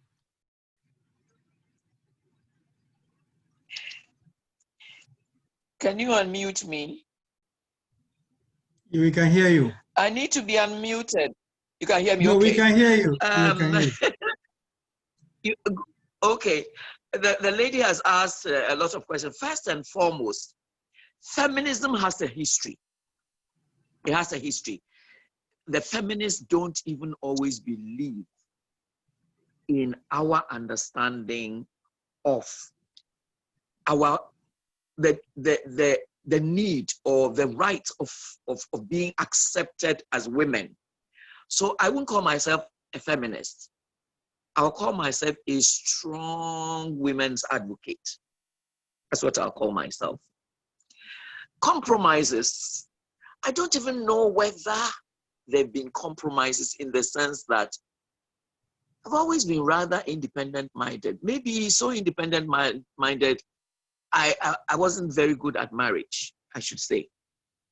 But I wouldn't say it was a deliberate compromise.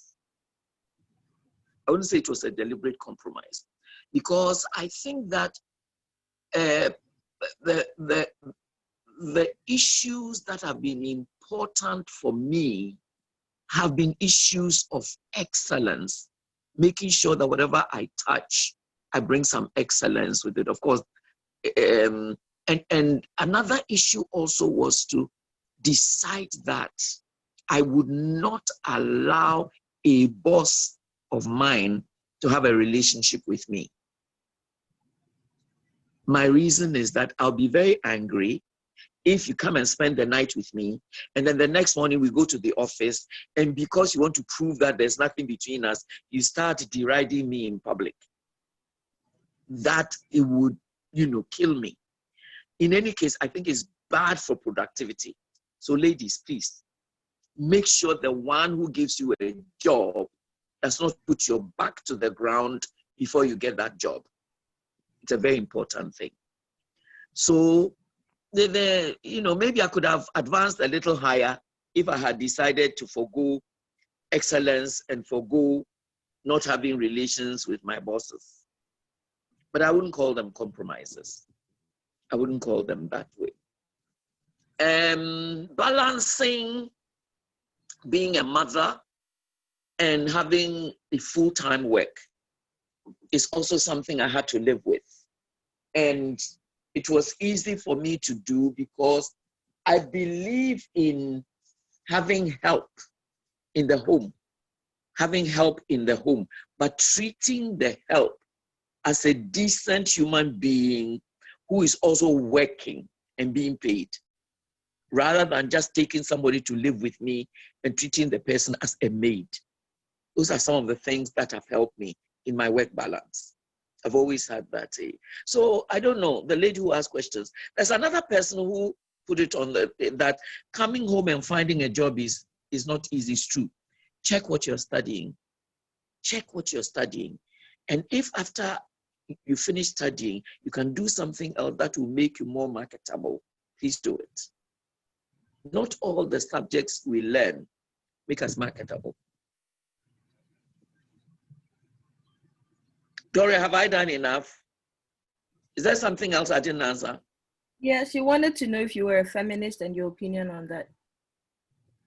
No, I said I'm a strong women's advocate, but not a feminist, because I know the history of feminism. Gloria, somebody, Feinstein, carved the whole name in the 70s, and the approach was totally different.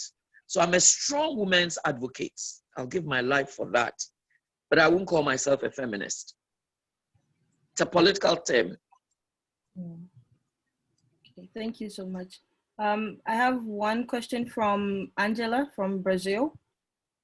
This is to Dr. Joyce Aryee. She would like to know if the Ghanaian government reserves a number of spots for only women candidates in government as a means of creating a balance in the number of men to women in politics. If no, she would like to know what your take on that is, since most women usually need to work twice as men in order to occupy positions in government. Thank you, the lady from Brazil. In fact, our governments have always said, oh, we will leave 30% for women. We're still struggling to get the 30%. We haven't got it yet, but we're still advocating for it, because at first they'll say we can't find them. They're there. They're there. And we've also been encouraging the women, when you approach for a certain position, accept it. And, face the challenges and the difficulties. But some of us are there to support you, but we haven't got it yet. We haven't reached even the 30% yet. Okay, so it's 9:10. Our time was 9 o'clock. So we would wrap up. I think we've spoken a lot about. Somebody has put it that nationhood is a whole topic on itself. So we should revisit it. And Ambassador Winnie said the same thing. So we'll find a suitable time and bring experts to talk about that. So we'll call on Christine to give her closing remarks, and then Ambassador Winnie, and then Auntie Joyce will top it up. Okay. I think for those who have questions, you can send up your questions to us, and then we'll send it to the respective person later. I think the aspect of the issues that we discussed that I did not really address is maybe how to combine professional life and family life. And I would say it's really just a matter of good organization and to be focused. Because when you are a mother of young children and you still want to have a good and solid career, there is really a price to pay. But we need to be wise according to the phases of our life that we are going through.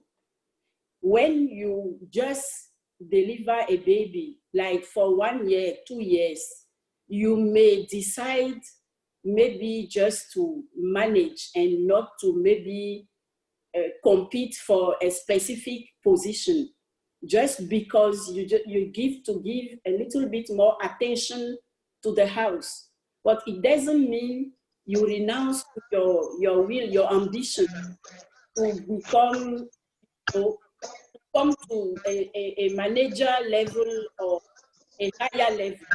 But you really need to combine wisdom and, you know, to be focused, also have very clear objective, and just as Dr. Joyce mentioned, ask also for help from around, from people around. We are in Africa, if, but maybe we will always not be in Africa. That one is true. But we who were in Africa, we have that opportunity to benefit from people around us to help. But I just want to say we really need to have discipline, a good planning, organization, but be focused on our objectives. Know that we may not be able to combine everything at the same time, but plan our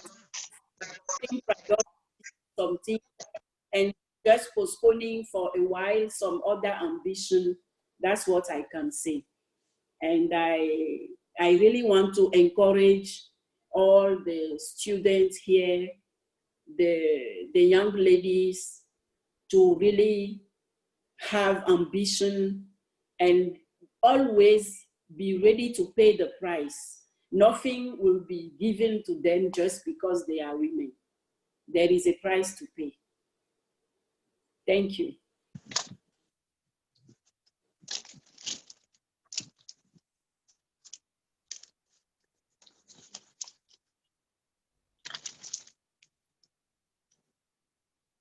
Okay, whilst we wait for HE, Your Excellency, Ambassador Winnie, if you would please give us your closing remarks.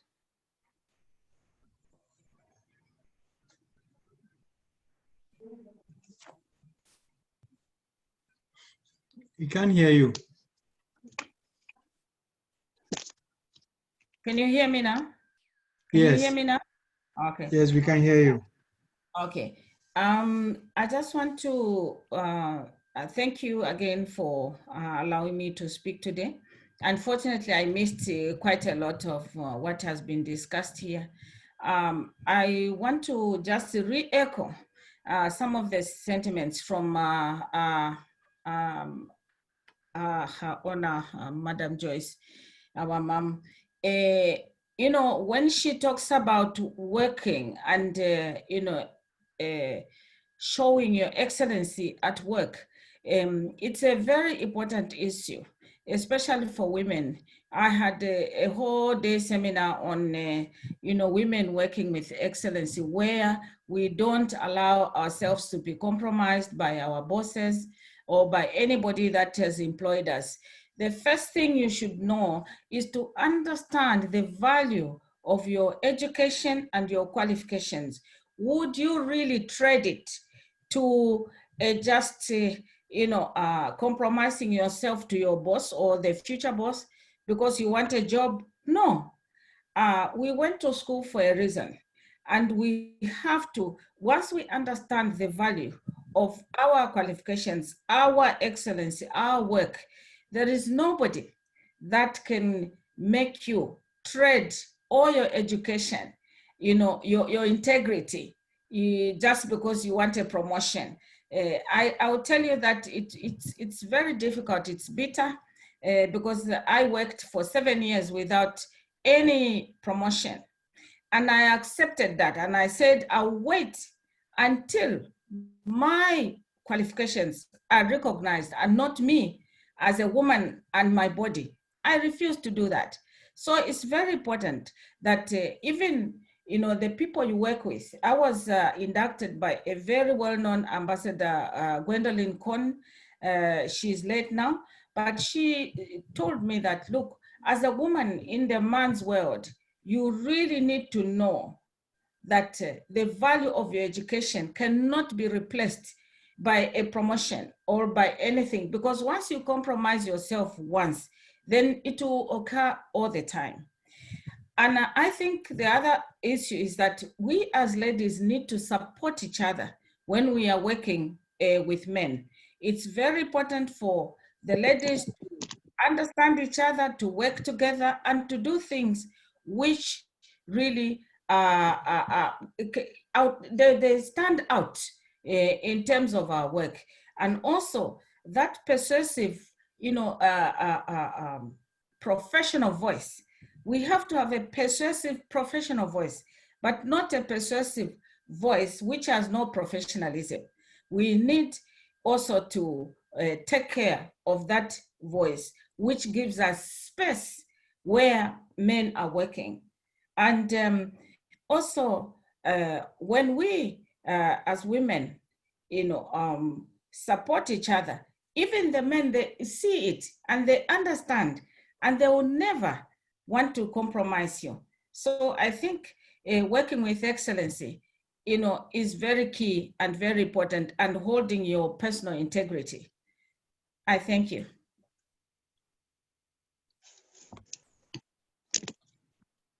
Auntie Joyce.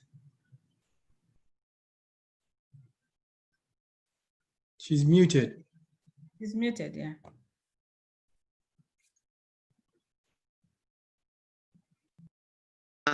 Okay, the host has unmuted me. Thank you.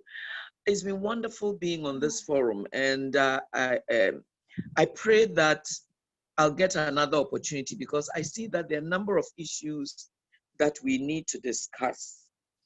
And one of them particularly is, how do we become employable?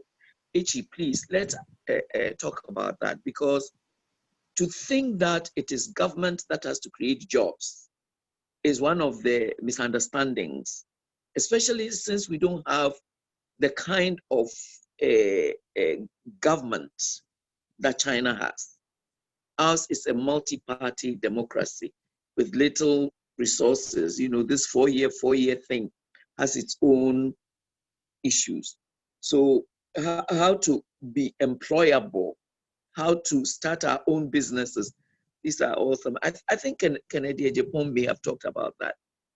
But as women, let me assure us that we have been fearfully and wonderfully made.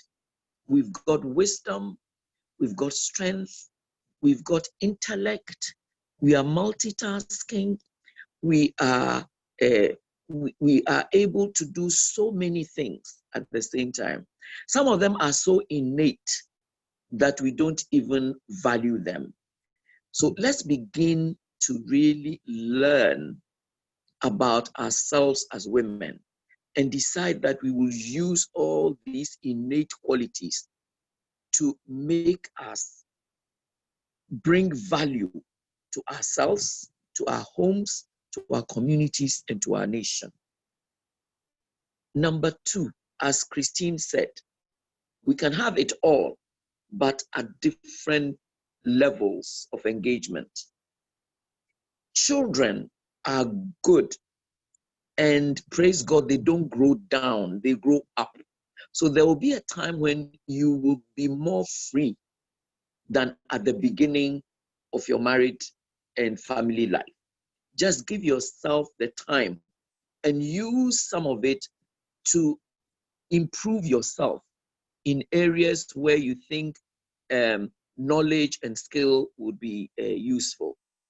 Life is a journey. Let's think of it as a journey and go on the journey. There'll be times when the pace will be fast. There'll be times when the pace will be slow. But altogether, let's be in motion and make sure that we get to the destination that we have planned for ourselves. What are our aspirations? Let's work towards our aspirations. Remembering also that life is about men as well, not just our husbands, our fathers, and our brothers, but men generally. And we need to work together and live together. Thank you very, very much. Let me commend HE for this initiative and the NUGS for taking up the challenge to have these meetings. I'm available for the next one or the next one or the next one. Thank you very much. Thank you very much. I would like to express my sincere gratitude to Christine, Ambassador Winnie, and Auntie Joyce for today's session, which has been one of our best. We are also joined earlier on by the Director of UNAIDS, unfortunately, she had to leave us, and she came in, I think, slightly late. So when we're doing the introductions, we missed her. But she's also available to join us. She's from Kenya, Ama, and she also another powerful woman, African woman here in China. So I would apologize on our behalf. So I thank you very much. I think a lot of issues have been raised, both for us, the men, and also for the women. And it's all part of us going back to build a stronger Zambia, a stronger Benin, a stronger Ghana, which will culminate in a stronger Africa. I believe in that, and I believe that the journey has started and your generation is going to make it better. So we've been, actually, Auntie Joyce said one thing about 6 months maternity leave. I think definitely I will help you on that because I believe in that. When I was working in Europe, my division was the first one where I did 6 months maternity because I said as long as you can do your work, you get paid. And later that became the company policy at Turner, which owns CNN. And I think at my own company, we have a GMA. We give people 6 months maternity. I think it's 3 months and then another 3 months about checking if it's still in place. I think it's important that we do some of these. But we'd call on to Joyce to pray for us, and then today's session will be over. Thank you very much.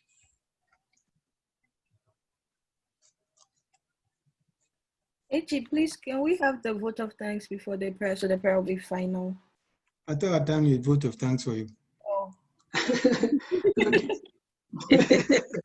Yes, and my prayer will also be part of the vote of thanks. Yeah. Father, we're so grateful for this opportunity to be together to discuss things that obviously matter to you, because you put us here on earth to bring glory to you through the various things we do. So thank you for this meeting. We know that you will continue to let us think about the issues that have been raised. And in thinking about them, you will guide us by your Spirit to build on what we can do as individuals, what we can do as groups, what we can do as nations, and what we can do as people of the world. We want to thank you for the various giftings you have given us. And we want to thank you for what we are learning in China, the good things we can bring back to our own continent. We also want to thank you for the NUGS and for the work that it's doing. Thank you for HE. Thank you for Christine. Thank you for Winnie. And thank you, Lord our God, for our leader on this platform, Gloria. May all our lives bring glory to your name. In Jesus' name we pray with thanksgiving. Amen. Amen. Amen. Okay, thank you very much and bye-bye. Okay, guys, so just some few announcements that I would like for you to note. As the MC said earlier, the NUGS-China Academic Excellence Awards, the submission deadline is today. We have another program coming up that's positioning your LinkedIn profile for career success. And the date scheduled for that is the 21st of June. Another one is the academic writing workshop. You know, as an academic, you are here because of academia, right? And you need to know certain things, how to, okay, let me just not spell it. Be there. And the date for that is the 27th of June. And afterwards, we have the mentoring session for NUGS-China graduation class or graduating class. And the date for that is the 28th of June. So if you're graduating or you know somebody that is graduating, encourage the person to join. Nobody should miss that. Now we have another academic conference. That's the AFBA 2020 International E-Conference. And you've seen the flyers around. The date for that is 6th of July. So note that on your calendars as well. Now, something that I think almost everybody can be excited for, the Delegates Congress, which is in July, from the 10th to the 13th. And I know so much excitement, so put that on your calendar as well. And see you. Until next time.